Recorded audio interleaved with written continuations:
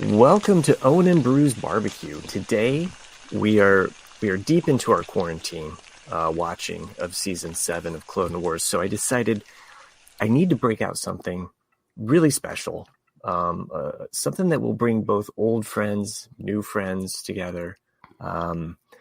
This is something that I've had on the back burner of Owen and Beru's, clanging around, just been stewing there for a long time. That's right. It's Yoda's leaf root soup. Yeah, straight from Empire Strikes Back. And the reason why I wanted to break this out now is because I know I feel like I'm the only chef that's been cooking on this thing. These other two chefs, they're just here to sample the goods. Yeah, of course. It needs a little bit of salt. Yeah. You're already critiquing the root leaf soup. Today we have Nick and a special guest, Greg. Thanks for joining us, Greg and Nick. Or hey. Us. Who am I? Am I like 3 people? Yeah, us. Yeah. Thanks for having me on. It's been feel like it's gonna be a lot of fun. Obviously, I listen to every show, so I'm up to date on what's going on in the barbecue world here, and excited to be part of it for at least tonight.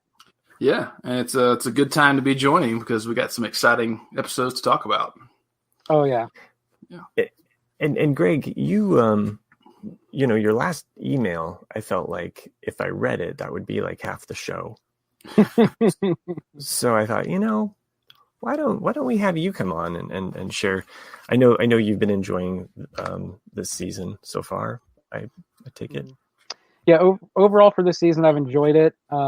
Something I kind of put together tonight is that before, I don't want to get too deep into it, but obviously like that middle arc, I know you guys haven't been as excited, and I haven't been like loving it.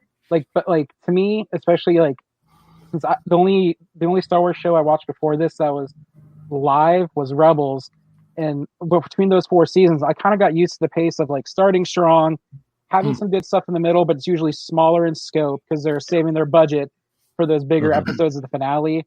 And this season kind of feels that way to me. I know it's like the final season, so I'm sure people want it to be 10 out of 10 the whole way through, and I did too. But like, I guess it kind of fits what I'm used to, so I'm kind of really enjoying it. And of course, the first 2 parts of the Siege of Mandalore have been phenomenal. And I wonder because I know that the Bad Batch was a story arc that was written and already kind of in pre-production before Disney bought Lucasfilm and all that. And I'm curious if really the only thing they had to write was these last 4 episodes, and they're like, hey, like this is it. Like, let's just knock a home run. And that's kind of what they're doing. I think in just our message back and forth, Nick, and because I don't think we talked about it on the show yet, but maybe we just kind of discussed it between the two of us. But one thing I noticed, I guess, after going into this last arc, in the 3 arcs, I was like, oh, of course, like the first arc is about Rex. Right. Like the second arc is about Ahsoka. These are the 2 characters that Clone Wars follows the most. And the third, which really makes his appearance known in this last arc, is Maul. Mm-hmm. Like, what other character has been brought to life by this show?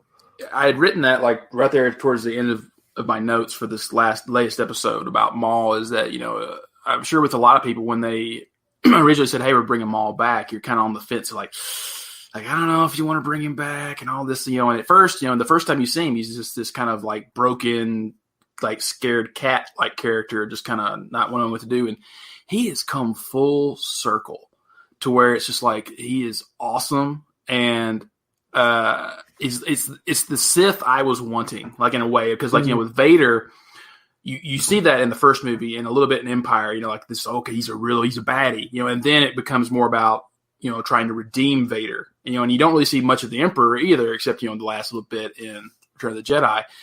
But Maul, you're actually kind of seeing like this really interesting arc of a Sith, and how he thinks and him really becoming a well-rounded character. Like there's so many things he even did in this last episode of just kind of, I can't think of it off the top of my head, but something he does in that throne room that he kind of looks at Ahsoka like, "Oh, you're so naive," or whatever. It's just like, wow, it's just like it's really well done.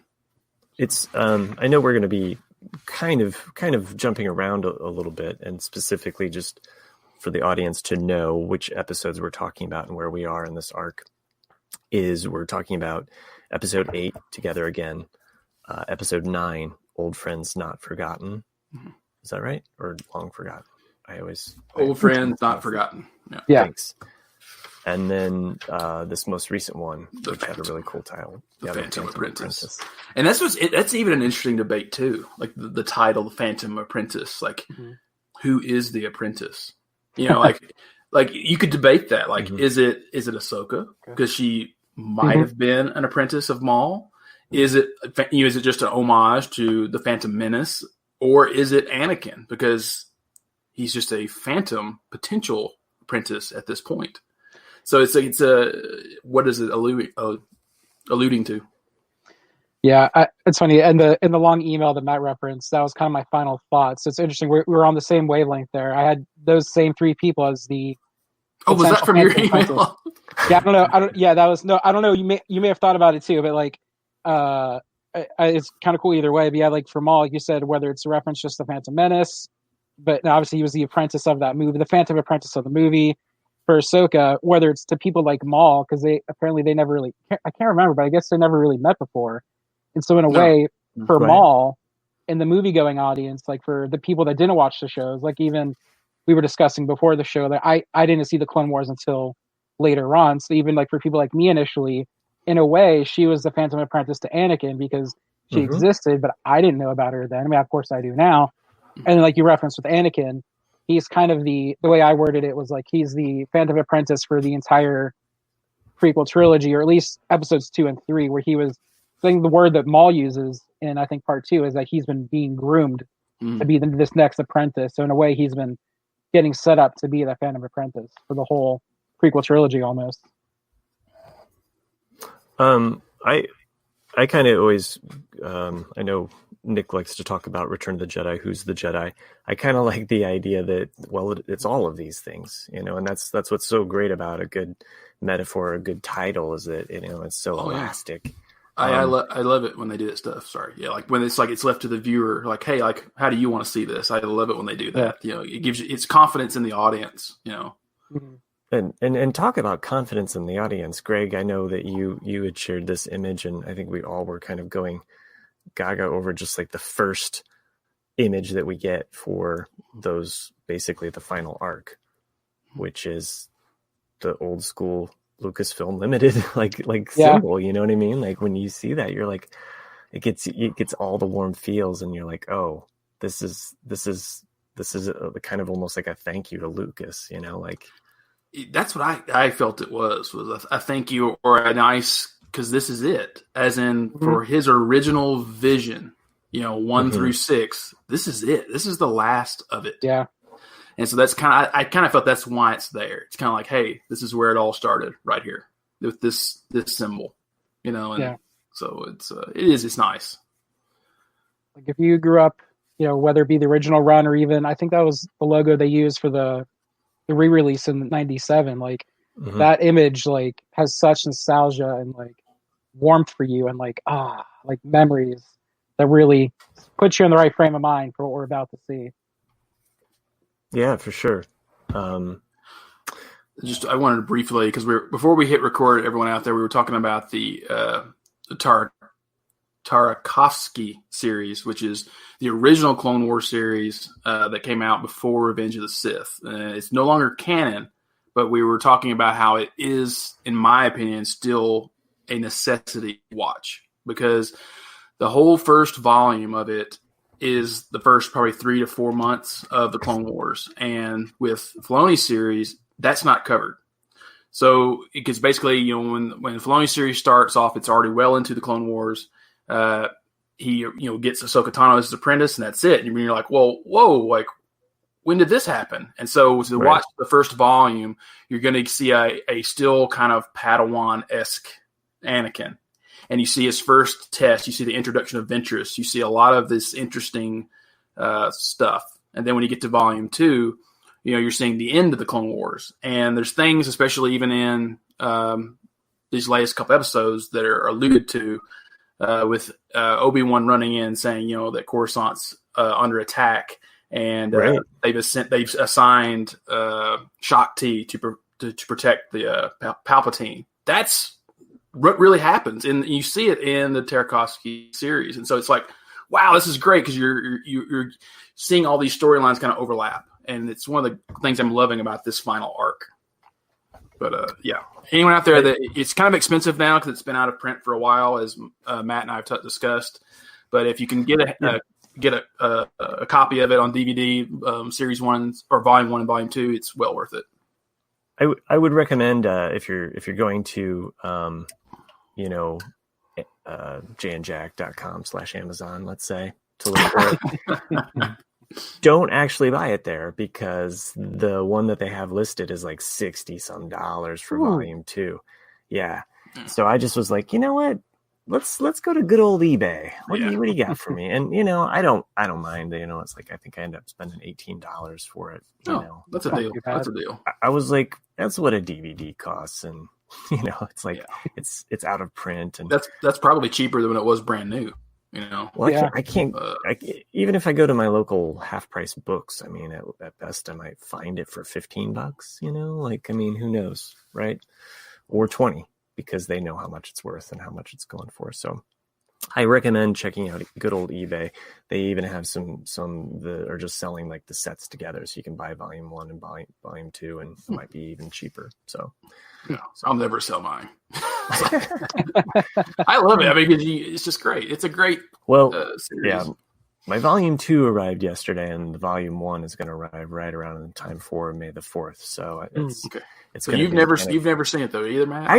I have seen it. Okay. It's been a while, because and as Greg had mentioned before we hit record, just like at the time, it wasn't kind of really in your wheelhouse. Like, I think even for me, like, making the time for it, because it was like, oh, you got 10 minutes like at this one specific time on Friday night. It's like, forget that. Like, I've got things going on, like kids to put to bed, and you miss those.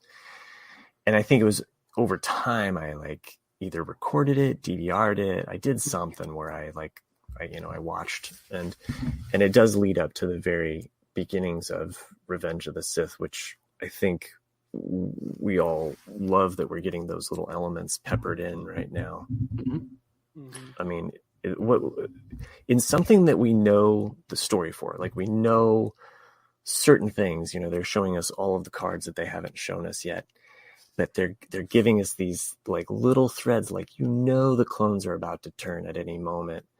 And that's something that even my daughter, as she's watching it, she's like, they're gonna turn, like she's just freaking out, because she knows it's coming, and it's like one of the saddest and hardest things to watch.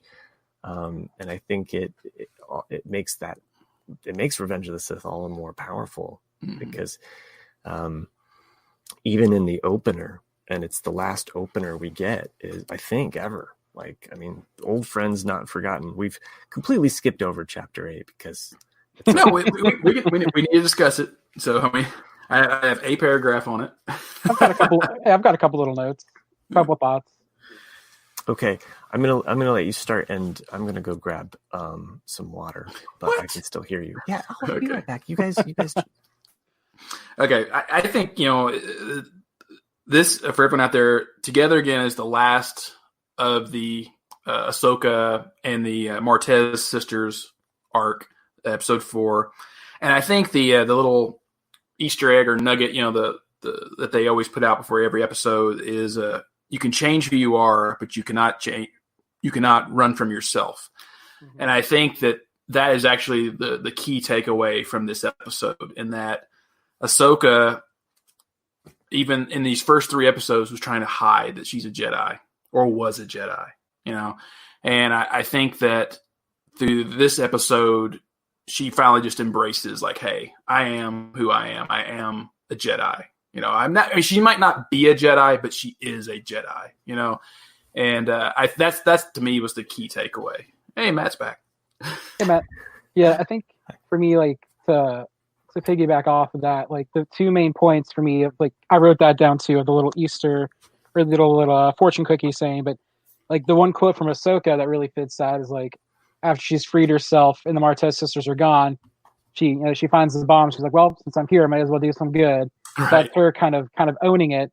And then when towards the end of the episode, when they're finally safe and they're back on Coruscant, the Martez sisters ask Ahsoka, like, well, like you can leave the Jedi, and they're all surprised as if like they have no idea that could be a thing. But I loved that moment. That was a good moment.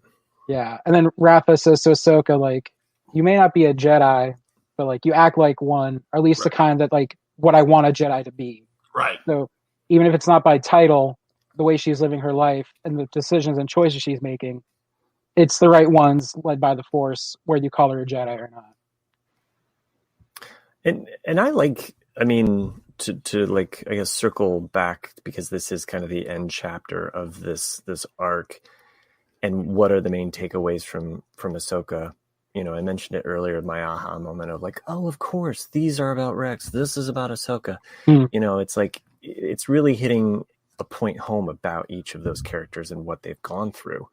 And for Ahsoka, I felt like it was really, you could see the Ahsoka that's in the book. And I've been reading the book. I'm not all the way through. My daughter has. it's this one point of pride where she knows everything in the book, so she's like, she can totally kind of nerd one up on Dad. You mean the Ahsoka book?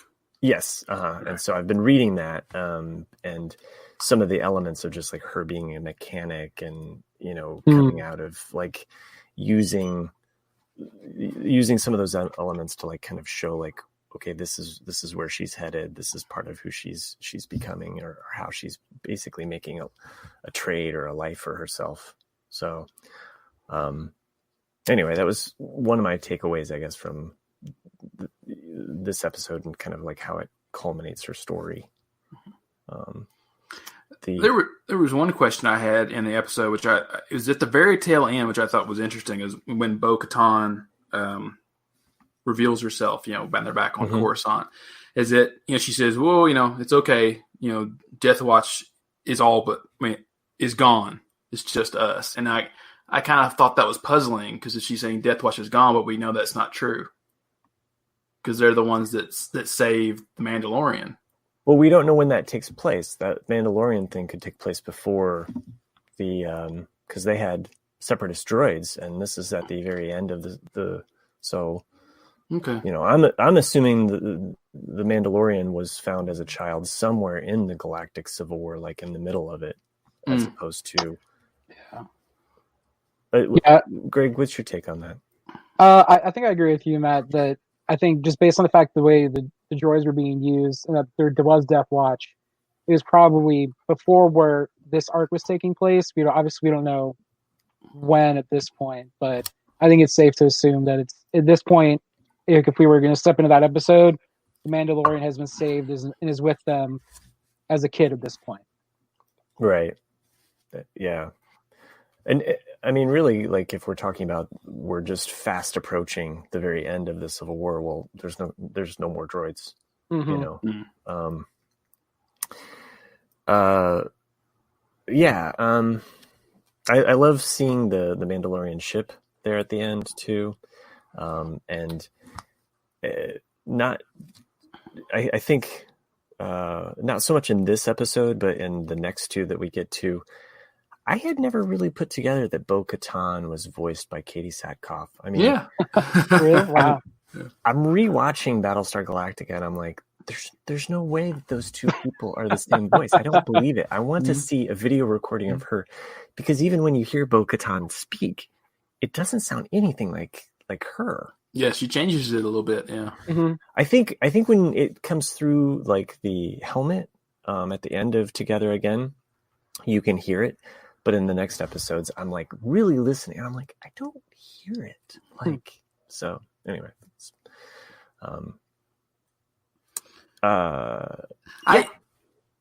There's definitely some weird things I thought in this episode, like just little things that irked me. I mean, not too much, just me being nitpicky, you know, like, I thought it was I was really hoping to see more of the Mandalorians in this episode because you see like the little hint in the previous episode. And then they just started watching the explosion, like, oh, where's the Jedi? And then at the very end, they just show up, and I thought it was really kind of silly. Like, you have 1 hour to decide, and then it's like walks off. Like, you didn't even make a case. It's just kind of like, we have a common enemy. You have 1 hour to decide. I'm like, who says that? I'd be like, are you crazy?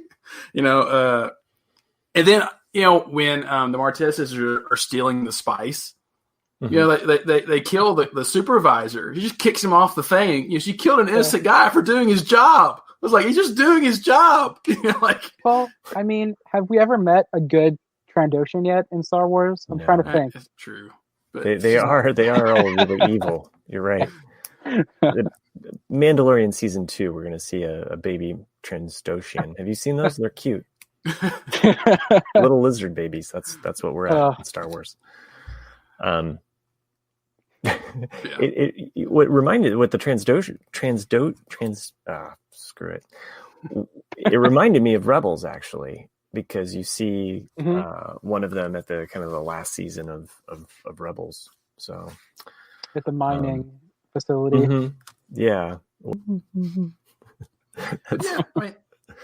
that's really all I took away from the episode. It's just now you see Ahsoka knows who she is. She knows like where she needs to be, what her purpose is, I guess, in a way. And then, and then that's for that. I kind of was with you though, Matt, in a way that I really, because you see Ahsoka notice Maul, and through the holocron, and I kind of wanted in some way for the sisters to split up. Like I think you may have, I'm not sure if we talked about this on the actual episode or after the episode, after last podcast, but I think it would have been interesting to show like the younger one that was her friend, this Ahsoka's friend, actually go with her and like join like the new rebellion movement. And then the other sister joined the syndicate, like somehow get forced into that because of losing the spice, oh, well now you work for me. Because it could have just brought in a little bit of more drama into that. I think there's only so much that they want to go dark. Oh, okay. Like maybe that's a little too kid dark. Like, oh, your sister's now a slave to the system, kid. Well, that's moral of the story. Well, that's what you assume happened with Emilia Clarke's character in Solo, is that somehow she got in trouble and she had to sell herself to stay alive. And hey, whatever you get from that PG-13 movie is completely different than this PG-13 TV show. So, I mean, there's a lot of killing going on. I didn't put this together until I was listening to another podcast. I know I do. I typically don't listen to a lot of other Star Wars podcasts. No offense. There's a couple in my rotation, but I've been enjoying Women of the Wills, which is basically, if you're familiar with what we do on the Jay and Jack podcast, and the fact that we have a ramble cast, which is basically just the guys' show, and there's the broadcast, which is the girls' show. It's kind of it would be like if you got Owen and Beru's, except just all women. So so not bad. But they brought up an interesting point that I hadn't thought about. But Anakin specifically, he kills Trench in the way back in the Bad Batch episodes, right? He kills Trench, kind of uses some dark side kind of like energy there. I mean, he's just definitely channeling his inner Jedi rage, and he conveniently gets the detonator to destroy any evidence, because if they took over that ship, they'd find like the actual like, oh hey, like he actually sliced off his arms. I mean, and I was like, oh yeah, I never thought of that as like basically covering his tracks, because and specifically it connects to the coming episode. Actually, I'm jumping all the way to the 10th episode, but when Obi-Wan is kind of talking to Ahsoka and is like, look, between you and me, things are kind of messed up because Anakin cut off Dooku's head. You know what I mean? Like, yeah. Like there's a little bit of a trail or a connection of the fact that Anakin is covering his tracks. He's hiding what he's becoming, like that it's brewing there. I kind of felt that was a little bit of a mistake to actually say it. that Anakin killed Dooku. Like, just an episode, because like if you're trying to watch it chronologically, that's kind of a spoiler. It's like, hey, like, it's like you should have just said, hey, Dooku's dead, and then leave it at that. Just because, like, Anakin, don't say Anakin killed him, because then you're like, oh, well, I know that Anakin's going to kill Dooku now. Like, oh, yeah, but it's nothing replaces the do it, do it now. He's got a Mountain Dew bottle there. Do it.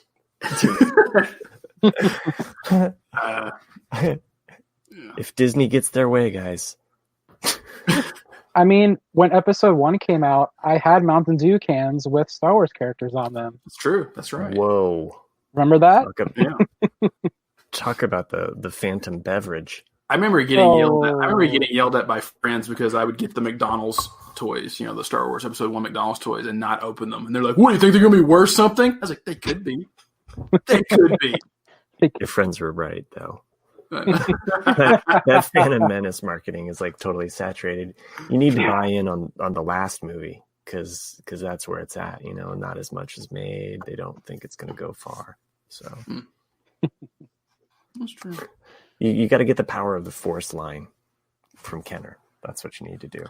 So. I mean, not to dive, not to go too much into toys, but I definitely have a lot of those Black Series, the limited ones that came out at first, and then like I've got 2 or 3 Comic-Con exclusive ones, the Black Series that are worth some money, because like the Boba Fett one that came out in 2010, I think, has Han and Carbonite, which is only available at Comic-Con. I've got Jabba with his actual platform, and then so it's like things like that, like they're worth some money.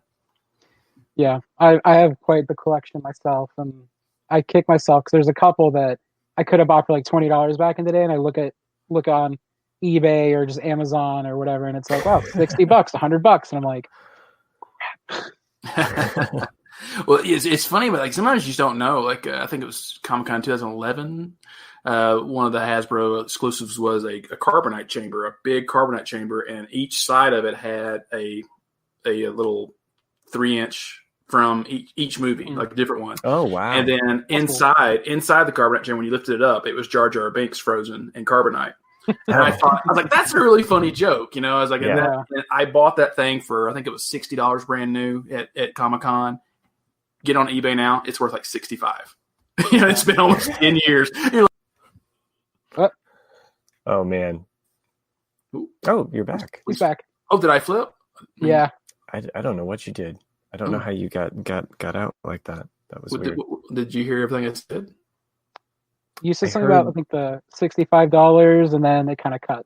Oh, okay. Yeah. Well, it's worth 60. Now it's worth 10 years later, or roughly, it's worth $65. So it's like, why has that not gone up in price? But yeah, that's basically what I was saying. What hasn't gone up in price is our love and hatred for Jar Jar Binks. We're taking a pause here in our Clone Wars talk. Recently, I saw this. I think somebody had shared it on Facebook. That there was a Star Wars. You can watch all 9 at the same time now. Like some YouTuber had done this. Oh my gosh, this was like sports for the family. Like my kids and I were like watching all 9 at the same time, and we're trying to play tic-tac-toe with the 9 squares. And like, you're like, oh, Luke's in all 3 of these, or not all 3, but yeah, you can get him across the bottom, or, across the middle, or you can get Obi-Wan like diagonal. Like, well, no, he's not in any of the last 3. So, Sure. But my daughter was also lining up like main female characters, Leia, Padme, Rey. You get those in a row. Seriously, in a time of no sports, if you have an hour to kill, like, and then we just fast forwarded towards the end because we were like, oh, how is it all gonna end? Like, which one's gonna end sooner? Don't look it up before you start. Like, just as if you're with other people, it's, I guess, or just by yourself, just guess which one's going to like end the first, and then the next, and so on. And I know that we can know which one's the longest because I think we all are aware that the Last Jedi is the longest. But it is kind of fun to watch them all go away. So it reveals something at the end, but I won't tell you what. Oh, But yeah, so check it out. The all 9 movies at the same time, Star Wars, all 9 movies. So maybe there's different YouTubers that do different things, but like when it goes to black, when it finishes off, then it makes a picture, like a little mosaic. oh, Yeah. I'll check that out. Sorry, that was a side tangent, but somewhat related because someone also shared recently in some feed that I'd seen where they took Revenge of the Sith and married it up with this last episode, Chapter 10, between Ahsoka and Maul, and like the timing of some of it is like, you know, like the tension building, them talking, like Maul or not Maul, but Mace going to confront the Emperor, and then like how, and then all the way up until Anakin's turn, and the end. When I was like, oh wow, it's pretty interesting timing. Sorry, I'm jumping around here. No, it's fine. It's all good. So I guess the last fortune cookie we'll ever get is you can change who you are, but you cannot run from yourself. Right. That's what I said. Like when you walked off, is in bed. That was the so fortunate. Yeah, that was the takeaway. You know, was about Ahsoka is that she is a Jedi. She always will be a Jedi. And then it is interesting how we don't get the fortune cookies now. It's just part 1 or part 2. And I'm fine with it. I mean, it makes it like a movie. You know, it's like, it feels. I'm actually hoping once we can actually get out and about again that Disney chooses to release these 4 in the cinema. That would be really, really nice. You know, we got the original Clone Wars movie. I'd like to, and because this is basically a film. And it's paced that way. They've done the motion capture for it. I mean, it's really well done. So I would be fine with just on a cool DVD or Blu-ray or like just all spliced together like as a movie. I'm sure somebody will do it. I don't understand. Like, I mean, I know there's different states are doing different measures, but for drive-ins, because I have one in my city here, I feel like they could make some money just by playing really some of the popular movies over the last like couple of years. Like they could play Avengers Endgame, and I would take my son and go and watch a double feature with that, and throw another movie on there, and it doesn't have to even be new. But I would totally support my local drive-in, and I mean, it seems like a market there. For even the old ones, like there's definitely. I would go see old movies in movie theaters and drive-ins just because, like, I haven't seen that. I want to see it in that way. Yeah. Like if someone says, "Oh, we're gonna play Casablanca," in a month, I'm like, "Oh, okay, I'll go watch it. Sure, why not?" Or something. For sure. Something. Yeah, like I saw the Back to the Future movies, all 3 back to back on October 15th, 2015, or whatever it was, when it was like the anniversary, with the day that Marty went into the future, and they played all 3. And because I was born in '86, like I never saw those movies in theaters. We had them on VHS as a kid. Yeah, like go into the movie theater, whether it's a drive-through or drive-in, or just I mean, seeing those old movies would be something I would do for sure. Yeah, I mean, that's one of the things that gained Star Wars popularity back in the 70s was, it came out, but then the very next year you could go to the movie theater and see it again, or it would be like thrown onto like a drive-in double feature with, something else, because let's face it, we didn't have VCRs where we could just pop it in and watch it in the 70s. That's what people did. They just went to the theater again. Yep. So that's when I say like some of those older ones like Gone with the Wind and Wizard of Oz have made so much money. It's because that they had to re-release them all the time, and so that would just continually make money off of people going back to the theaters to see them. Well, before we end up going to the theater, I just want to take a small commercial break right now so that we can thank whoever pops in. And we're back. I never know. I never know who's going to what commercial. It's like if I listen, it's just like the Hoosier Lotto is ready to blah, blah, blah. You know, it's like very targeted to me. It definitely does, yeah. Because especially when sometimes I get mad because like I get Jack in the Box and there's no Jack in the Box in Northern Colorado. You're like, oh, God. Yeah. I have to go down to Denver. Well, let's go ahead and start. Yeah, let's circle back to Old Friends Not Forgotten, because there's a lot, especially within like I'd say the first 5 minutes of this episode, that it's just like Easter egg, Easter egg, Easter egg. Are these even Easter eggs? It's just it's things that and you're like, oh, like that's cool, because like we've already said, like it felt like a movie. This feels like a prequel movie, like from minute one. And like, where do I have because we've already talked about like the logo and the red letters that come in instead of the traditional yellows, and this is, I assume, our last guy on a news radio kind of thing, because he's giving an announcement at the beginning. We don't get it at the beginning of chapter 2. No, it's a cold open. This is it. Yeah. And this opening, which when you're watching it, you're like, holy, like this is like you're on the verge of Order 66. You're watching it and you're seeing some of the characters or not characters, but the Jedi that they're showing. And you're like, oh my gosh, like this is just right around the corner. Right. That's what I like about the newsreel bit, is because like it sets it up perfectly for a lot of things. Like him just saying like, massive attacks by the, separatist leaders have stretched the Jedi out into distant worlds, and so why they're all so everywhere within the galaxy. Yeah.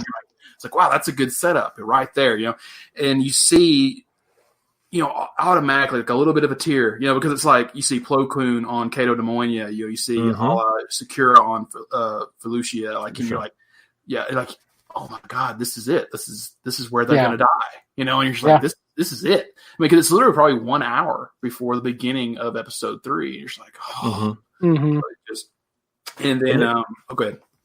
Oh, I assume you're going to mention Caleb Doom. Yeah, that's what I was about to get to. Yeah. So, okay. As soon as I get it, that was probably the most, like I said to Matt, like blink and you miss it Easter egg that's in there. Like you see the round table and all the hologram, the hologram of the universe, and you see all the Jedi Masters, and also you're like, well, who the heck's that little kid and that woman over there? And you're like, oh, it's it's Kanan. It's Kanan. Yeah. And of course, my sister's like, "How do you know it's Kanan?" I'm like, "That's his master right next to him." Master, yeah. It's like, look at his eyes. You can't not notice his eyes. I mean, that's him. But yeah, that was just exciting to me. He's like, "Oh, that's cool." That because he said repeatedly in Rebels, like I was just a kid. I don't really remember it. Like you're like, "Oh, that's cool." That he's and it's like. Every beat of the first, like I said, like this, just everything. Like they had to go over this again and again. Like, what's the first thing we see? What's this going to lead into? Because it starts up with Commander Cody about ready to receive a rocket. Who comes in to save him? It's Obi-Wan Kenobi. And oh, by the way, these guys are just 2 days away from turning on each other. Yeah. You know what I mean? Like Cody saves him with the lightsaber. He's saving him with his own lightsaber. Like, oh my gosh, like what a connection to make between these two that we've seen fight against, or side by side, like this whole story essentially. So I loved seeing that. That was such a cool moment. And the moment with R2-D2 and Anakin straight up reminded me of Luke and R2-D2 and Return of the Jedi. Like I kept waiting for him. I don't know why he would pop up his lightsaber and Anakin wouldn't have it on him, but I was waiting for that moment of R2. And they even play the same music, that bump, bump, bump. Like it's a very similar like build up. When I was watching it the second time, I was like, oh wow, yeah, even the music is referencing this moment. So even like his walk up before that, when he jumps over the wreckage and starts walking up, it just, to me, it emulated so much of Luke in The Last Jedi and on Crate, as well as even I saw a gif of it on Twitter of all places, but when Kanan in Rebels in the first, I think it was technically the second episode, but the first hour of Rebels, when he reveals himself as a Jedi. Oh yeah, like he jumps up. He jumps up and he dodges the lasers just the way Anakin does. So it's kind of emulating and shadowing a couple other Jedi, and that whole thing we're setting up against all the Empire, in this case the Separatists. But I really like that stuff. There's definitely a lot of mirroring like that in these two episodes. Like even in the latest one, like with Maul, kind of like with the laser blast coming, it's like sideswiping them. That was very much like what's his name? I always forget him. Vader. Not necessarily Vader, but I'm thinking more. Because like I'm only looking watching for Vader. No, the Kylo Ren. No, he freezes it. The Last Jedi guy that dies gets cut in half. I'm forgetting his name. Oh, Snoke. Snoke, yeah, like the same thing, kind of like whips it around the room and all this, kind of okay, huh, yeah. It was definitely. Go ahead, Matt.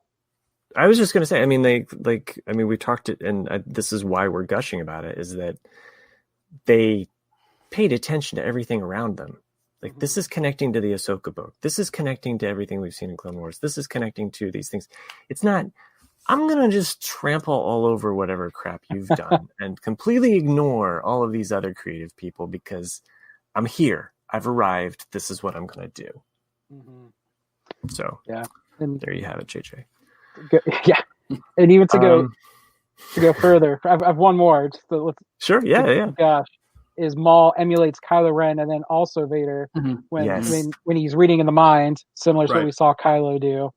And then when he reaches his hand out, of course, that's classic Vader, and of course Kylo to Rey as well. For that moment, it's so iconic in Star Wars.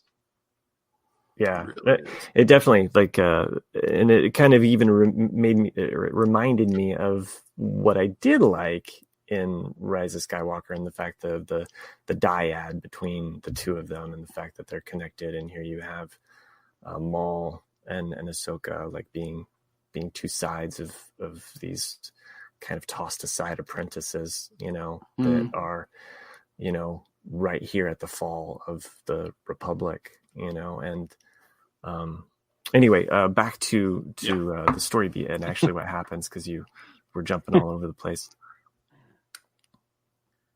Go ahead. Well, I mean, you have the notes. Just little things like they get after they win this little battle here. Like you get a message from Admiral. I always forget his name. Oh yeah, Yularen. And here's where we're first time chronologically, I guess, we hear Code Fulcrum, which will come back in the future. And they come back to the ship, and this is where we see Ahsoka with Bo-Katan, and of course Anakin's super excited. You're like, oh, like, hey, like you're alive, and all this, and you can see, especially in the next scene too, like very stern and businesslike Ahsoka, like hey, like I've got information to tell you. And I just thought that was interesting of how like she's embraced who she is. She's no longer the Padawan. It's kind of like, like, hey, we're cool, but we've got some other stuff to do.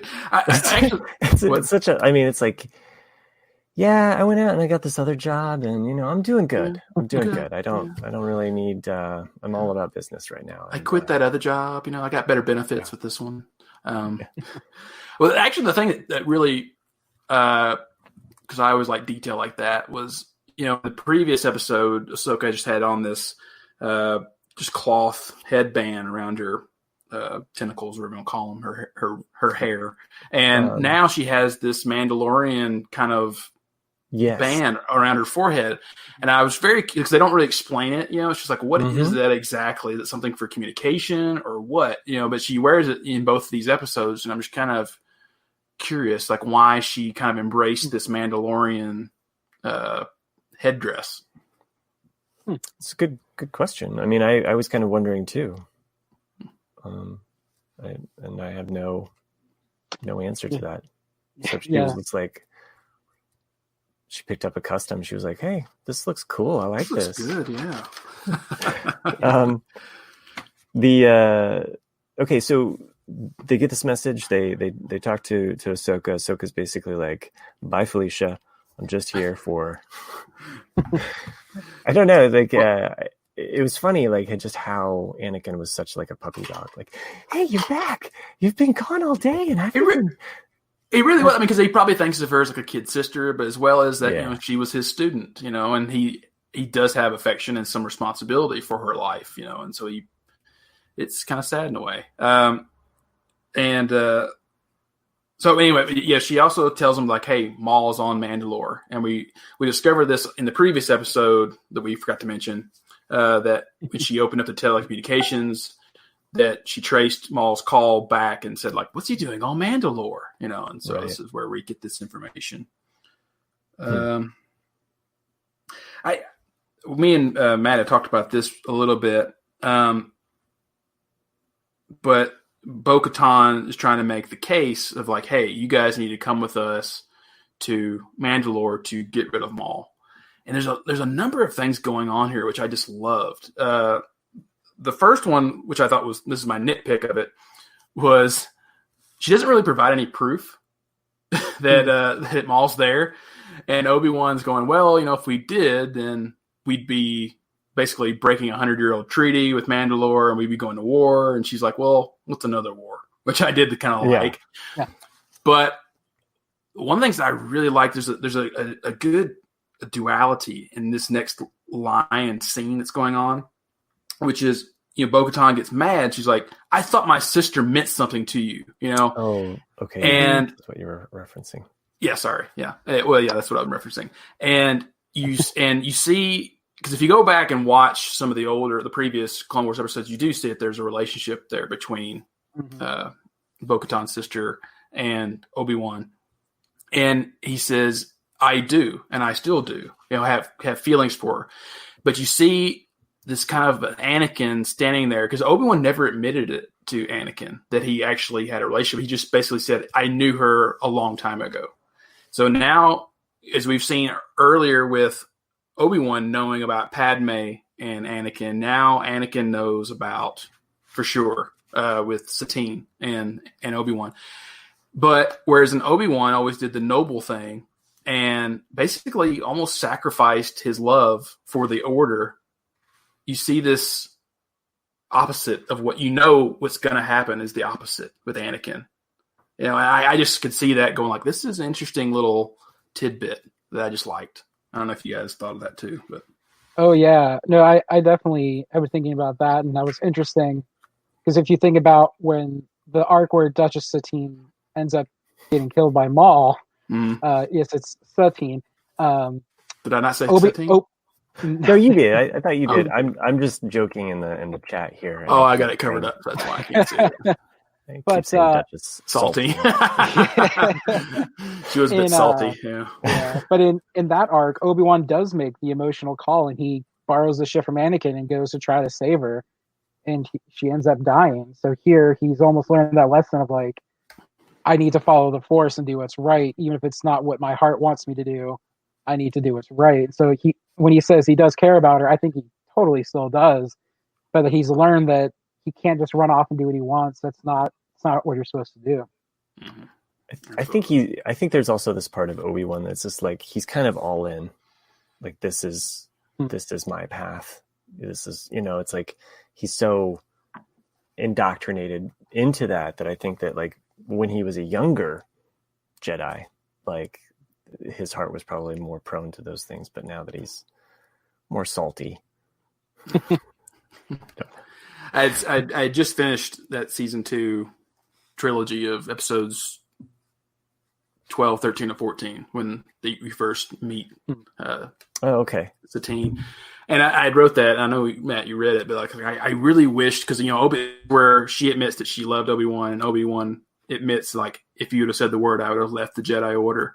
Mm-hmm. And I kind of wished at the very end there, because he kind of grabs her, and they kind of like part as friends. But I kind of wished that Obi-Wan would have said like, once the Clone Wars are over, I'm going to leave the Order or something like that, just because it would have made it so much more tragic. Oh, but yeah, or bittersweet. Yeah. Shakespearean. Yeah, very. Yeah. Like, oh, it's never going to happen. Instead, you're going to be old and crusty in the desert. Maybe a little salty. Yeah, and a little salty. Yeah. It comes with the sand. because it gets Yeah. everywhere. All right, so they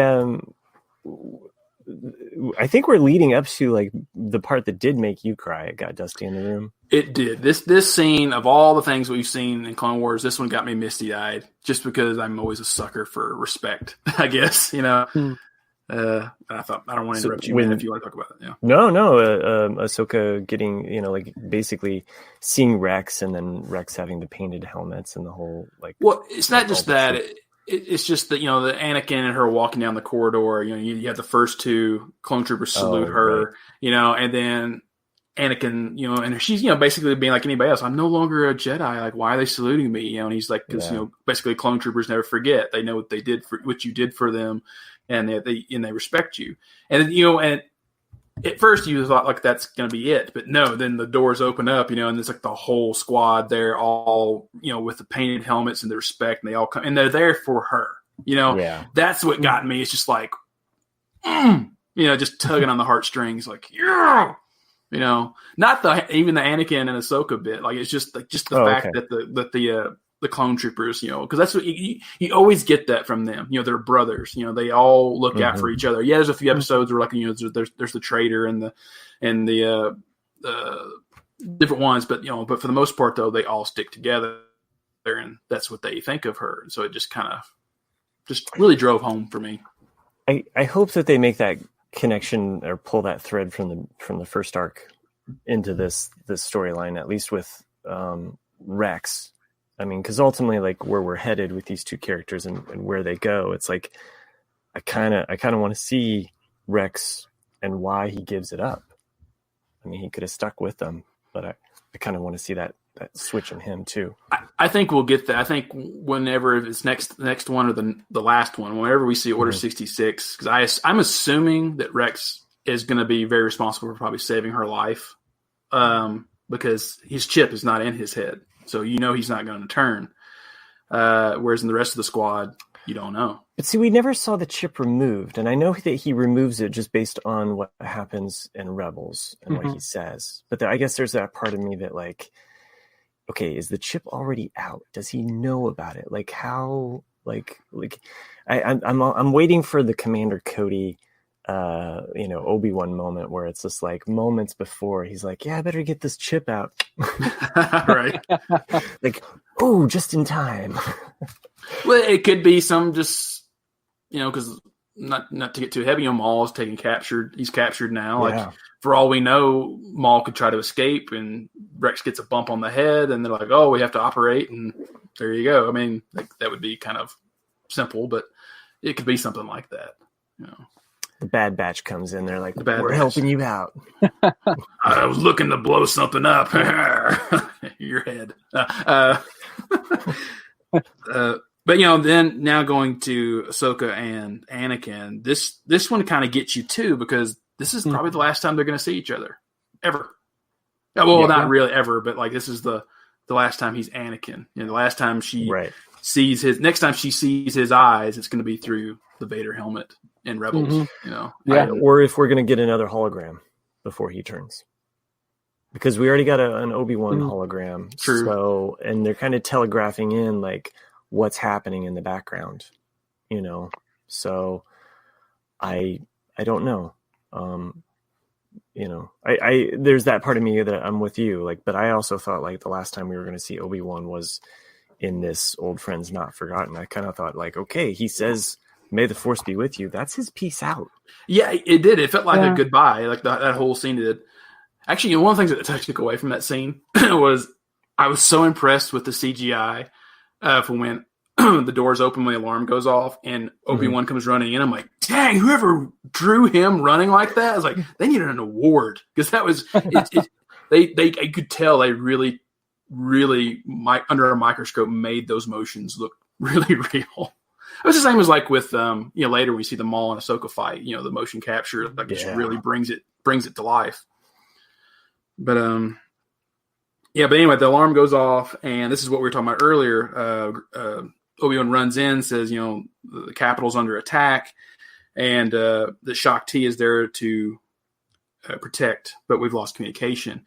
And this was, you know, like I said, this is really interesting to me because it's kind of confirming the whole Shakti thing. Because it's so in the Tarkovsky series, Shakti is, because it's a cartoon, she's just left tied up at the end of that series after Grievous gets Palpatine. But then we have 2 deleted scenes in episode 3. One where Shakti is on the actual ship with Grievous and he kills her. You have another deleted scene where she's in the Jedi temple and Anakin stabs her in the back. And then you have the Yoda vision. So it's like, so you don't, it kind of leaves it open to you, I guess, to what you want to believe happens to Shakti. But I just kind of like that. It's like, oh, it's confirming that some of this actually happened. Yeah, it's interesting. Like you said, like it doesn't really confirm any of them. Even Yoda's vision, all it shows is her getting stabbed through the back. So it's really up to you to kind of decide whether you think it's Anakin or Grievous, and you really can't be wrong either way.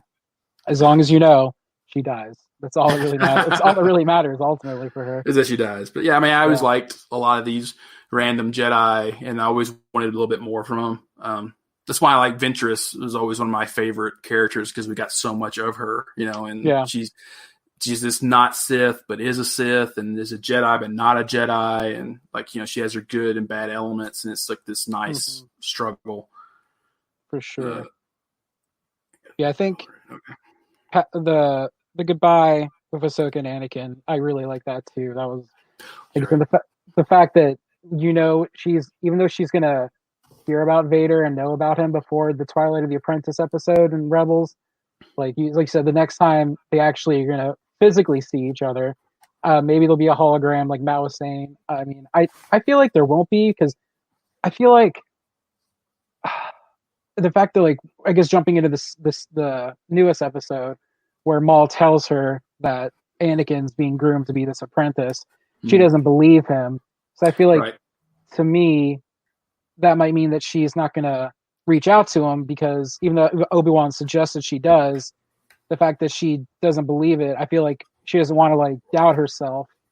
That, I was going to get to that later, but like that to me was the most Return of the Jedi moment to me, is that when Maul is actually telling her the truth, and we're all kind of like, but it was also, it reminded me of the Emperor, and Luke, because like at that moment when Luke goes, your overconfidence is your weakness, and he says your faith in your friends is yours. That is what Ahsoka is doing in that moment. She has too much faith in Anakin to believe the truth. And That's I was like, good. that is like, I mean, it's just poetic justice, Yeah, I didn't think of that. That's awesome. Sorry I had to step away there but everything you said was great. I didn't disappear like Ghost Obi-Wan. Okay, so still on the Anakin and Ahsoka scene. So she gets basically lightsaber? Obi-Wan, not the lightsaber, we haven't got there yet. We're gonna get there. But basically Obi-Wan's kind of like what we see later with Ahsoka saying, like, oh, he had more important things to do than to deal with you. He's pulling Anakin and himself away to not save the Republic, but to save Palpatine, which I thought was an interesting take, because Ahsoka's eyes have been opened in that this is not the right thing to do. You're choosing to save one person over all these people that really do need your help. And I kind of thought that was neat, just a different perspective, like the perspectives, how they've changed. Yeah. Well, and the fact that she points out the flaw in it, but she's also going to be kind of like her decision making and like her thought process is going to be reaffirmed by Maul. Like basically like her conversation with him is going to like kind of, even though she doesn't want to believe it, it's going to confirm certain things that she already feels to be true. They're running off to save the Chancellor, like, and how ridiculous that is. So, I read an interesting theory how, because they've always said like Jar Jar was like secretly a Sith. They were talking about, I always forget how to say his name, but Mundi, the guy, the wife with the cone head and the little white, the mustache that dies. Yadi Mundi, that's it. Yeah, they were talking about how actually he's one of the worst Jedi. Because like they were like, That's right. Because if he hadn't have spoken up in Revenge of the Sith about like, what about the Wookiees? Because there's no Jedi to go help the Wookiees. So Yoda volunteers himself to go to Kashyyyk. It's like without him speaking up, Yoda would have been on Coruscant to when Anakin is actually feeling conflicted and probably would have confessed to Yoda and his wisdom versus freaking Windu, who's always, like, whatever, like, suck it up and let's go, and like just the little things of that, like what would have happened differently if Anakin would have, have talked with Yoda versus Windu. But maybe the Emperor was projecting himself into that person the whole time. Maybe. So back to the story, to what happens here, though. They are basically the mission to Mandalore starts pretty much shortly after she gets her lightsabers, right? Right. Does she get her lightsabers and then they get? I can't remember. She gets her basically, he turns with her to give her the box, and says, I've made some improvements, and they're her original lightsabers, the short one and the long one. And I always thought in the book, and then later she had white blades, but they're blue. So no, they are white blades in the book. Yes, in the book they're white. Yeah, they're different. They're different sabers in the book. Okay. She starts off without any sabers in the book. Okay. Yes, that's right. So these it does explain in the book too what happens to these sabers too. Mm-hmm. So, but that whole process and why she has the white blades is so cool. So yeah, I really like that in the book. I highly recommend that.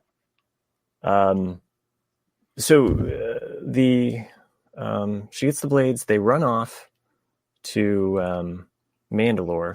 Yeah. And again, like the action sequence going into Mandalore is so cool. It's beyond cool. Like I actually, in my notes here, I write head to Mandalore, where, oh my God, awesomeness. That's my original note. And I love just the playfulness of this because it shows a very confident Ahsoka, and like she just falls right back in the rhythm of what I guess like almost her passion of like, what turns her on, because like the fact that she looks at Rex, and is like, race you to the platform, and then she proceeds to jump from all these, ships to ship, rescuing troopers. And then as soon as she gets there, I mean, of course, I was almost like Deadpool there. She's going to do a superhero landing. And then like, there it is, Yeah. Explosion in the back and everything. Yeah. Exactly. And then, she just kind of quickly deflects some laser bolts, and then all the Mandalorians arrive. And then, of course, Rex gets there and she's like, just looks at him like kiddingly, beat you. I just love that. I mean, that scene, you cannot but help but love Ahsoka in that scene. It's so good. But, not to just keep, hogging. No, it's a really awesome action sequence. I love when she's flying through, or she saves the pilot that's like trapped, and like there's just all of these like little movements that she does like all the way to the bottom. And yeah, it's just like it's jetpacks galore, explosions in the sky. What's not to love? So, they basically get to what is this, like I don't know what this great room would be called, right? But there's the confrontation with the guy that we don't like, that looks like a knockoff of Boba Fett. Like he got Boba Fett's armor, and I was like, what if I had more gold? And some horns. Yeah. So. Yeah. No, the horn guy is wearing all red. I'm talking about the more aristocrat. Oh, that guy. Yeah. I was curious because he's a chancellor in the season 2, and I guess he's just kind of worked his way up. Yes, that's right. But yeah, then Ahsoka goes off with. She gets a hail from Captain Vaughn about they were sealing off the underground systems, and they noticed Gar Saxon running through the tunnels. And this is where I really liked it. It was like a change of feel for the episode, because like up until this point, you have somber, you have action, and it almost went to a horror film in a way, in that you have like these dark tunnels, you can't see what's going on, and it's they think they're hunting, but actually they're the ones being hunted. and I was like, oh, this is deep. Just the different emotions you're getting in this episode. Almec, that's his name. Yeah. Sure. Oh, Yeah. good old Olmec. Olmec, yeah. And then the last little bit here is that anyway, so the troopers are all scattered, ambushed, in the tunnel. Sorry. Yeah. No, just her and Rex got split up, and basically between the 2 weeks, I was just like, well, Rex is going to come and save her. Like he's got to come and save her. Right. But which I thought was kind of weird because they're down deep and their comms don't work at the end of this episode, but yet at the very beginning of this one, like she just hits a button and like, oh, they can get that signal out, but you can't get the other signal out. It's a different technology. Oh, okay. So, It's not plot convenience. It's different technology. Absolutely. Uh-huh. Yeah. More analog. It's really like kind of simpler technology. You just push a glowing button on your wrist. No, I mean, I thought this episode, though, Old Friends Not Forgotten, it's close to being a perfect episode. Like it's just got about everything. Yeah. It was. I mean, both of them 10 out of 10s. I mean, they're great. Yeah. The last little bit, if you want to get to it. I mean, Maul, go for it. Maul finally appears after all the other clone troopers that were with Ahsoka get wiped out, and Maul basically just says, I was hoping for Kenobi, because I also refresh me. Maybe it's in the very next episode because it basically goes seamlessly right. Oh, it's a cold open right there at the same spot. Yeah. Mm-hmm. And but when he's talking to her about Obi-Wan, and he says something about like, oh, I was hoping that he would bring like basically Skywalker. He alludes to Skywalker, but at that point you just think he's just kind of like pish posh. I don't care about that. Like I want, and you still think he's on the Kenobi thing, but really he did want to kill Skywalker. Right. He said it dismissive, like he always would. Like I was hoping for Kenobi, and usually not too far behind Kenobi is his lackey. He didn't say lackey, but basically kind of like that, like his lackey Skywalker. Yeah. Mm-hmm. And at that point, I was just like, oh, he's being dismissive about Skywalker. He's never met them, just like he's never met Ahsoka. Like, why would he care about these people? But clearly, he's after. I liked that reveal. And in the next episode, I wanted to mention it, but there's a scene where he's talking to Ahsoka, Maul is, and he is revealing the whole shebang. And the way he says Darth Sidious, it is so good. It's like both voice acting and the way they animated him, because the way he says Darth and the way he says Sidious, he's crying. It's like it's painful for him to even say the name. And I just love all that conveys through, and that just voice acting and the way they animated him really brought it through, like as far as like him being like a character, like it's more than just. And that's what I'm saying about this. That's why I liked it, is because they really have made Maul this great character. Because I mean, you look at him in episode 1, he has 2 lines, and he's just basically an acrobatic guy. And then you think, oh man, that was such a waste of a character. He was so great. And then you've seen this through the Clone Wars cartoons, like this, what we wanted, with this of like what a Sith apprentice could be in a way, even though he's not anymore. But it's just like, and he knows this whole plan. He knows and it's not only that, if you're getting all of these traditional Sith things like we talked about earlier, like the hand reaching, like I need someone to help me, and you've seen these really great dualities as well of Ahsoka actually saying like, yeah, I'll join you. And then like I said earlier, like her having too much faith in Anakin made her not believe Maul. And you want to yell at her in some ways, but later up on the scaffolding when they're fighting, Ahsoka says something that's really brilliant, because that's what would have happened, is that she said, we could, he's like, we could have beaten Sidious, and she's like, only for you to take his place. because you know that's what would have happened, and you're like, yes, exactly, because that's what that's where like the frustration is, that you know what's going to happen in episode 3, and you want Ahsoka to join him, but it's oh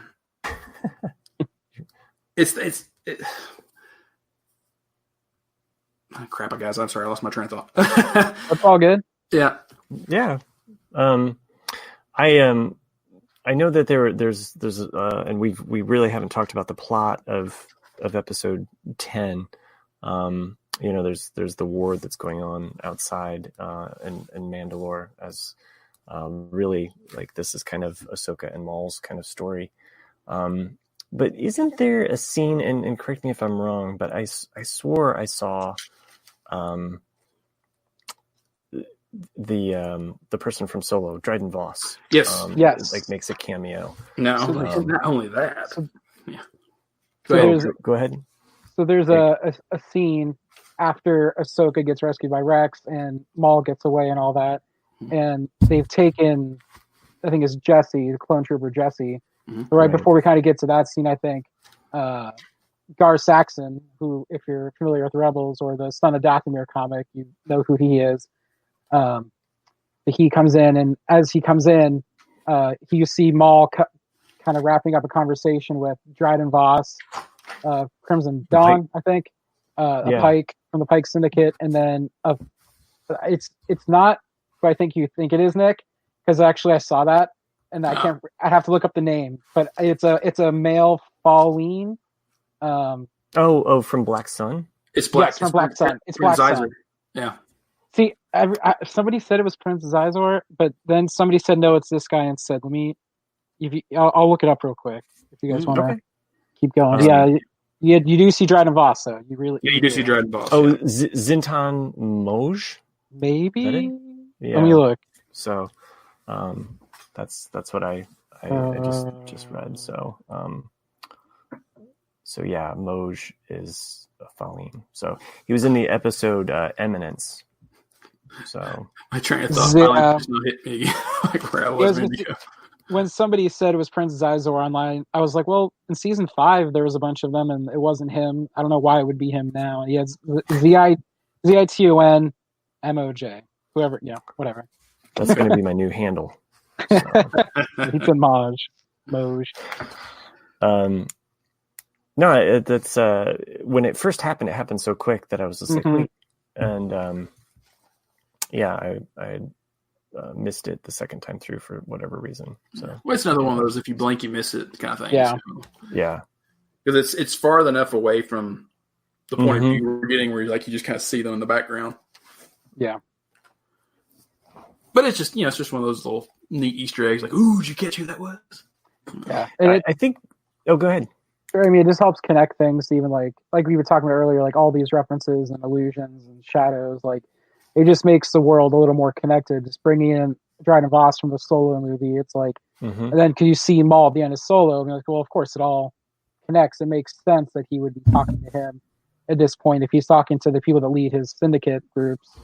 It just makes perfect sense. Yeah, it's not major. If you miss it, you don't really lose out on anything. Right. But if you catch it, it just makes everything a little bit stronger and cohesive. I do. I know we're not into the heart of this episode, and for whatever reason, I can't remember the ins and outs of the plot. Like I remember some of the main talking points between the two of them because those stand out. But everything else, I'm just like. We'll just start at the beginning then. So.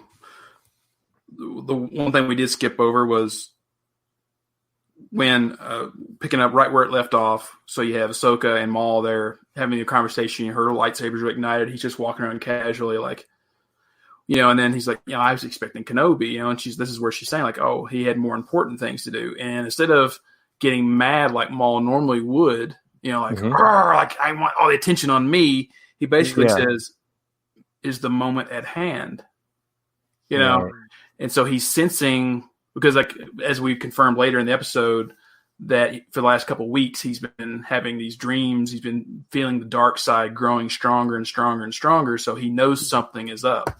I was actually kind of impressed or curious, like why Maul knew so much about the plan, though, because this is a long time in the past since he's really been in contact with Sidious. I kind of found it just a little bit hard to believe that he knew that much about the plan of like what was going to happen.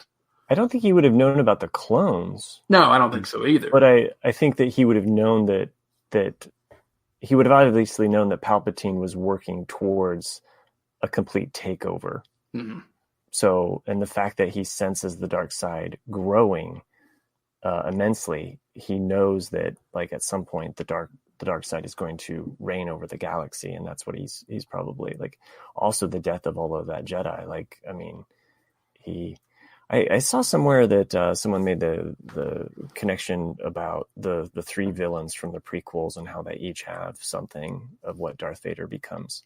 Mm-hmm. Maul with rage and kind of the revenge basically aspect. Dooku is a fallen Jedi, and then obviously like Grievous is more machine than man. So, and I was like, I mean, of the things that annoy me with the prequels, it's also cool to see those like really cool, like nuanced things that George was always like thinking about. So it's like, I always forget the name of the god that Maul is based on. Sisyphus or Siphius, something like that. Siphius, yeah. Cause like even in the last fight, like, basically the whole fight with Ahsoka, he has the advantage, I mean, for the most part, I mean, she mocks him a little bit going like, it's a good thing Anakin's not here because, it would have been a quick fight. But, I never got the feeling he was intentionally trying to kill her. Whereas in, Ahsoka's fighting for her life. Mm-hmm. And he's got it won up until the end. He always fails. I mean, that's the character. Like he never really succeeds. And that's why he's such a frustrating and angry character. It's like, he's smart, but. And I actually liked that ending a lot because I thought it was going to go like a typical Grievous kind of story, like, oh, he gets away in the ship and that's it. But then it really shocked me, that was probably like the other one big takeaway that I remember about this episode. And one of the strong points is we're talking about like the hand reaching out or like the join me, or die kind of thing. And how you expect it to go down with him escaping and she goes her way. But no, like she actually she sets out and does what Obi-Wan tells her to do. Mm-hmm. Boom. Take that Jedi Order. And so Nick, that was a surprise for you? That was, because I'm always tend to have a little bit of a pessimistic view on certain things. I'm just like, oh, they're going to cop out. So whenever I am pleasantly surprised like that, when it's like, oh wow, like they went a route I didn't think we were going to go, I was like, that always makes me happy. That I didn't see that coming. The reason I ask is it's actually in the Ahsoka novel. That's actually there's like a couple little flashback moments, and one of them actually references how, like right before Anakin runs off, like she does capture Maul. So I've actually known for years that that's how it was going to end, not because I thought Ahsoka could do it or whatever, but like so it was interesting to me that you've been able to not get that fact at any point. So that's pretty cool. That got to be a surprise for you. Yeah, I like to be pleasantly surprised. I loved. I haven't gotten to that part in the Ahsoka novel, so I'm. Well, I'd say spoiler alert, but since you just saw it happen, yeah, that's okay. I mean, I enjoy like still like kind of like. I mean, even my daughters told me the plot, and so I know a lot of the main points. Yeah. More just kind of like reading it to experience it myself. So there was one thing like before we get to the throne room scene with Maul and Ahsoka, when they're interrogating, the guy that gets shot. What was his name? Jesse? No. I wish it was Jesse's girl. You talking about the clone trooper? No. The ruler that gets shot in the prison cell. Oh. I just said his name a while ago. Yeah. He's so forgettable. Alfred? Alfred? Name? Anyway, that guy. Lanchard? Malik? No. Whatever. That sounds familiar. But it doesn't matter. But anyway, nobody's grading us on this. I kind of was disappointed that, it's like, what was, because he tells Ahsoka about the dream, and he's like, the name had been in the dream, he's like, what name was it? And he says Skywalker, which I kind of didn't want it to be Skywalker. I wanted him to say Vader, just because I was like, I think it would have been an interesting, like, well, who's Vader? And then instead of Ahsoka going like, what do you want with Skywalker? Like, what about Anakin? Just be like, who is Vader? You've said Sidious, but who is Vader? And like, it could have just been in a different scene. But it's weird though. Like, again, my kids, watching it with my kids sometimes, like they're like, is that the first time that Skywalker's mentioned before somebody dies? And I'm like, yeah, that's like a big leap, but okay, yeah, like Yoda says it, Skywalker, and then dies, so it's like, but I don't know, they're so far apart, they don't have any relationship to one another, but yeah. They pick up on things, and I'm always like my daughter, we didn't talk about this in the last episode, but at the very beginning of Old Friends Not Forgotten, the set piece, the bridge that they're doing battle on, aside from the little two tops on the towers, because there's like two towers, it's very similar to the Golden Gate Bridge. Right, very in structure, and I was like, oh yeah, you're right. Like, and with Lucasfilm being in the Bay Area, near San Francisco or in San Francisco, I was just like, oh yeah, I wonder if that's like a little nod, to where Lucasfilm was located. So anyway. Tangent. Slight. What's left in this episode, Nick? Well, a lot of it has to do with things we've covered, but I guess the last really good takeaway is the throne room with just Ahsoka and Maul, because we already talked about like when all of them come in there, and he's dodging the laser bolts and all this, but the fact that Maul finally reveals why he's done what he's done, is that this was all a setup just to bring Obi-Wan and Anakin there because he wanted to kill Anakin. Yeah. And it was just to deprive Sidious of his trophy or his prize or whatever he wanted. And I mean, I get Ahsoka's point of view of kind of going like, well, that's just ludicrous, but it was the truth. And that's what's crazy, And I'd be curious to see like how I would react to that if I had never knew what was coming, like whatever. Yeah. But I enjoy, we can talk about the fight. So the fight was, between basically, she, after Ahsoka decides not to join Maul, she ignites her lightsabers and they choose to have a fight. And this is where we kind of mentioned this. It's all motion capture. So Ray Park actually did all the fight himself, and the woman that was being Ahsoka is, I don't know the actress's name, but it's the armorer from Mandalorian is the woman who did the motion capture for Ahsoka. So you actually have two people fighting, and they just drew over the top. So I was like, that's pretty cool. That's why it looks so real, There's another little Easter egg we hadn't mentioned yet, but the character Rook Cast. Basically looks like Sabine. She's the female with Gar Saxon. Yes, she's voiced by the voice actress that did Hera. Okay. Oh, really? And we also saw Sabine's mom. So I thought that was a nice. I didn't know that. Yeah, she appears as a hologram as they're talking to her very, very briefly, like in Old Friends Not Forgotten. They packed a lot into that episode. Yeah. I mean, like just so much, which it's no surprise that we've talked this much about it, because it's just like, after watching that, I just felt like Nick and I had to like immediately podcast, because I was like, we're never going to get through all of this. If each of these last four are going to be this dense with material.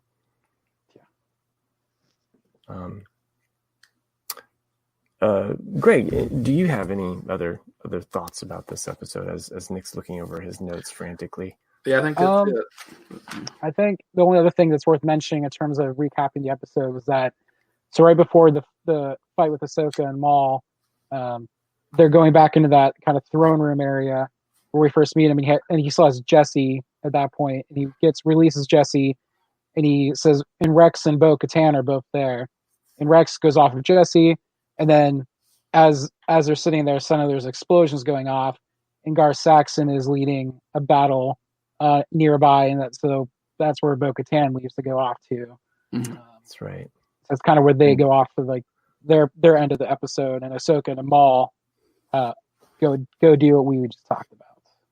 And then of course Rex has the wherewithal to like, Ahsoka's up there, we need to get to her, get me a gunship. Yeah. And he leads the effort to, and it's really all of the clones that come in that help save Mandalore. Like there's more ships that are kind of coming in and more right there at the end that really kind of help turn the tide over to Bo-Katan and the Mandalorian people's favor. The woman in the ship that we didn't get to see with the light shining down and kind of the last, like, was that Asajj Ventress or was it just some rando? Like, no, well, I would think Asajj would be dead at this point. Okay. Oh yeah. Oh yeah, she'd have to be, right? Yeah, because this is happening. She dies, I want to say, like 2 or 3 months before this point. Okay. All right. Because they're hunting Dooku, and at this point, he's dead. He's dead. Yeah. That's true. Okay. Yeah. Anyone out there who wants to know Ventress's Dark Disciple is on my horizon after Ahsoka, I think, once I get done with okay, yeah. You're going to I love Dark Disciple. I mean, there's definitely a little bit right there in the middle. It's a little bit filler, but I mean, it's strong. It's strong. You can't go wrong with Quinlan Vos. I mean, I feel like he's the one character that we have not seen this season. We don't know how to see many. He's only in like 2 episodes, I think, in the entire series. I know. Pretty much. He's an unsung hero. Yeah. He's a dirty hippie Jedi. But I just like the nonchalant intelligence of Maul in this episode of just like he knew what was going on. Like I like that when Rex and Bo-Katan leave, he's like, "We'll be fine." Like he's just kind of like, the grown-ups are here. Go play your little games. Like the real people the grown-ups are here to talk. Future thoughts. What do you think these next couple episodes are going to bring? Future predictions. I think just in general, I think the next one's going to be awesome. Of course. I think that's going to be Order 66 or leading up to it. Yeah. I think a lot of it's going to take place in that episode because I think the last episode is going to be a lot of more of the fallout and I hope so. How Rex and Ahsoka go off to where they're going to go so they can show up in Rebels later. Right. I feel like that's going to take more than like a quick scene at the end. So I feel like to really do it justice. Does it? I know what you mean. I feel like we're just going to get a montage of that at the very end of. I'm with you, Greg. I mean, that's what I loved about the way Battlestar Galactica ended is that, and I'm not giving anything away, but there is an epilogue to it. That it's not just like hard right, it's done, that's it, it's over. Like it's kind of like it gives you a little bit of a moment to breathe. And I'm with you. Like I kind of want to see that, but I also feel like they could definitely the scene from the trailer that we haven't seen yet, and it's got to be when Order 66 happens, is when Ahsoka's traveling in hyperspace, and you see her like kind of like, it's almost like she's felt it. She's felt the death of the Jedi at that moment, and if she's on a ship full of clone troopers that are going to turn on her, it could be about Rex saving her life, or I don't know. I mean, do you think that because she's not technically a Jedi anymore, their programming will view her differently? I mean, that's too easy, I feel like, but I think that just because technically younglings aren't Jedi either, but that's true. Right. They still kill them. That's true. Even later on in novels and comic books and everything else. In the Darth Vader comic book, Nick, that I've begged you to read. But there's the one where it has I didn't have to beg you, but the Jocasta Nass like storyline and how like she basically has the troopers turn on Vader is pretty cool. So didn't I read that one? Yeah, you did. Yeah. Anyway, my only other thought is that I think Ahsoka is going to try to get Maul to escape. Yeah, I think mean, there's Maul has to escape. Well, he does, but I think there's a little bit of sympathy coming from her to him. I think we're going to see that kind of moment. Like, she did capture him, but is she going to also release him? Well, I'm curious to see if he's still a captor when Order 66 happens, and then she goes, "You were right," or I need you now. Like, we need to go. Greg seems like he probably knows more about this based on the book than what we knew. I honestly, I don't know, because I feel like we don't really know what we know. Like, we know he got captured, but that's like it from the Ahsoka novel, and then I don't think we see him until Solo. So I don't think we know canon wise what's going on with him or what happened. Yeah. Well, what about these rumors of them bringing Maul in on the Mandalorian? What? I don't see how that's possible. I don't either. He's dead because we know what happens in Rebels. Right. Unless Obi-Wan is exactly right, he just won't stay dead. I'm worried that was like a way of retconning that. I just hope that they keep him dead, because I love that scene. I love that showdown. I love the fact that Maul is basically going insane by that point. He's definitely not the calm, the calm hand on the wheel that we see. Like, that would really bum me out, because the Twin Sons episode of Rebels is one of my favorite. And like the showdown, however brief it was, it's great between Obi-Wan and Maul. Like, their final moments, if that gets taken away, that'd be a huge bummer. I know. I'm kind of with you. I think that there's just those people that just don't understand the greatness of it. Like, you can reshoot that whole scene in live action for me, and I'll be just as happy. Yeah. Like with the Kenobi miniseries, just be respectful of it. Don't crap on it. So, what if? Well, that's what I like. Go ahead, Greg. Sorry. Oh, no. Sorry. Go ahead. Well, I think that's one of the things I know that Matt and I have talked about. With one of the reasons why I like it in Rebels is that it's simple. You could have had a huge lightsaber battle between Maul and Obi-Wan, but at that point, they're two totally different characters at that point. Because Obi-Wan is much older. And Maul, like Matt was just saying, he's gone crazy, and so it's just like it. I think it just showed how Obi-Wan is more reserved now, and he knew his enemy at that point. He's just kind of like, oh, I can just do this, and then we're good. Like I've won. At that moment, I think it also like connects that Alec Guinness Obi-Wan fighting style of A New Hope too. It's just like, I'm going to hit you with a stick like this.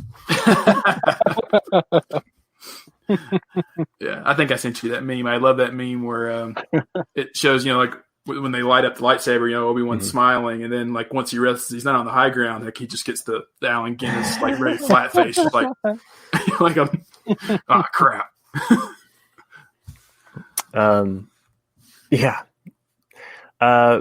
Well, I feel like we could continue to talk, and we've definitely pushed the bounds of this episode of usually like me trying to keep it shorter, but we had a lot this Yoda root leaf stew there's a lot to go around, and I felt like there was a lot to mull over.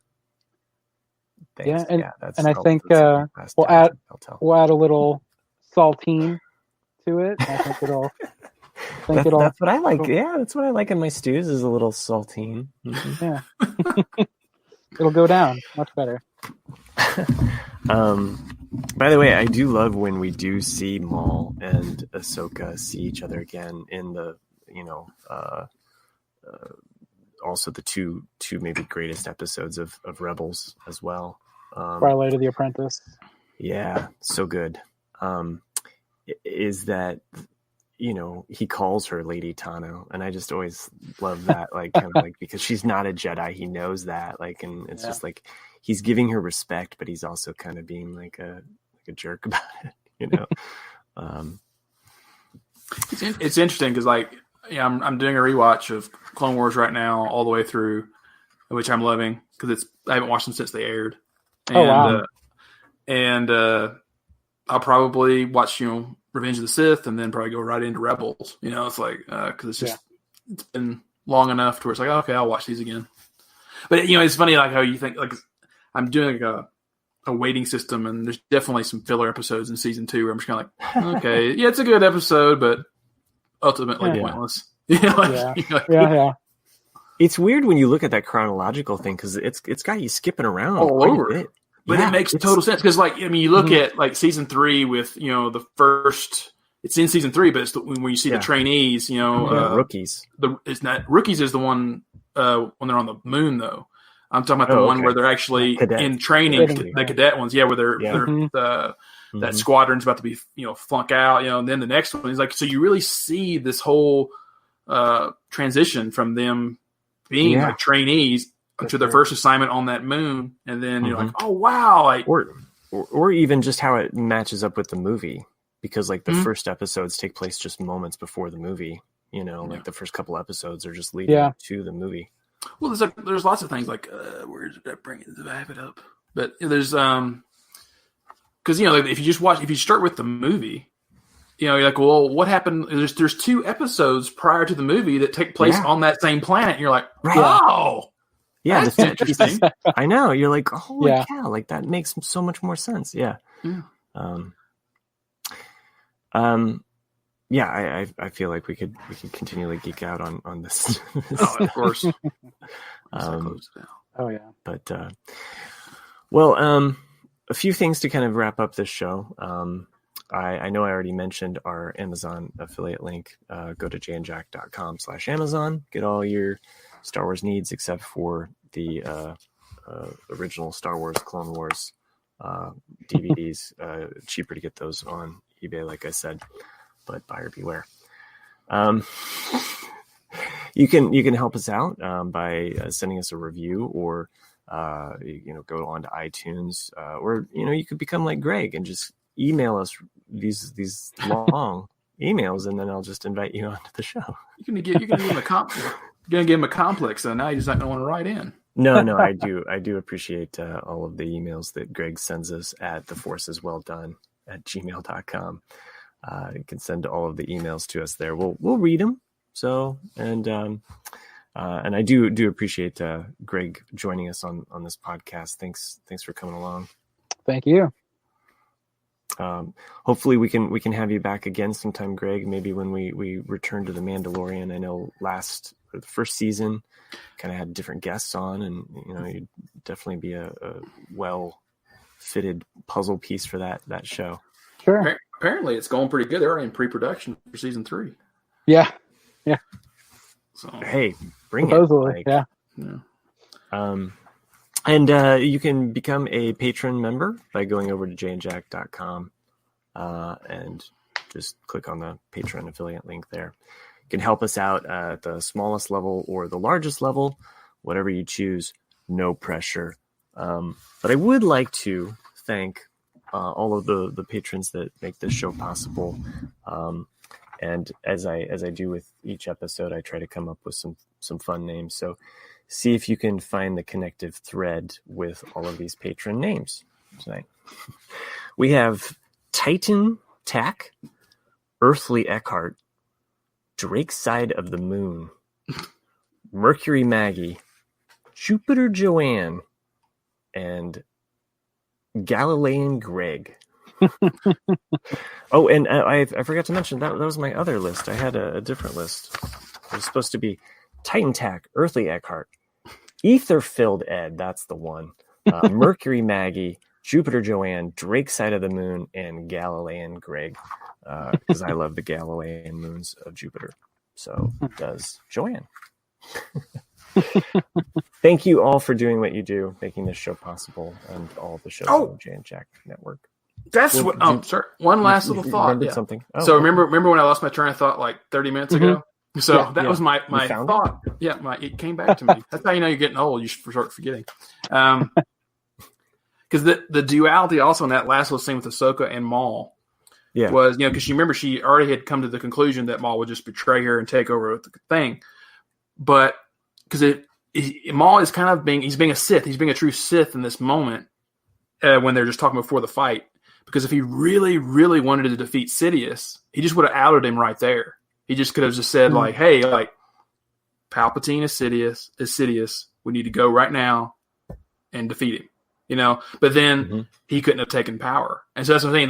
That was the right. That's why you can't believe him as well. Is because if he really was sincere, like, hey, you have to overthrow him. But he didn't want the Republic. He didn't want the Jedi. He hated them more. So it's like, But that probably would have made her join him, though, if he would have said, like, Palpatine is Sidious.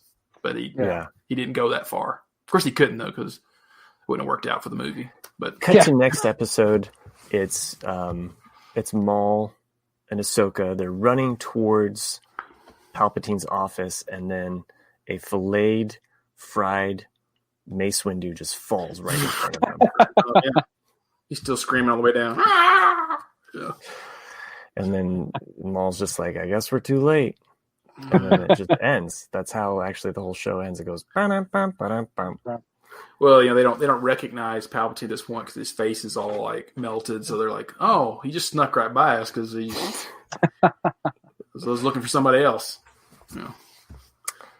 2 more minutes of a show that you didn't know that you needed. Hope you enjoyed all of the root tree leaf stew. People that stuck around past, they got a gold nugget in there. So apparently. This was a great show. It was 1 in a million. Thanks again, Greg, for joining us for this show. And of course, Chris, we enjoyed having him on the show. Thanks for being here with us, Chris. And of course, Nick, for all of the hard work that he does. So let's see you next time. See ya. See ya.